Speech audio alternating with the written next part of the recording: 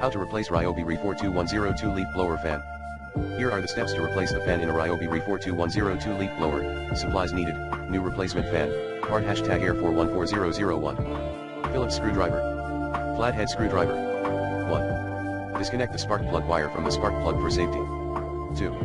Remove the screws holding the blower fan housing together. These are located near the nozzle end. Carefully separate the housing.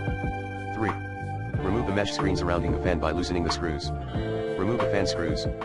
4. Carefully pull the damaged fan out of the housing. Make note of the direction of airflow through the fan. 5.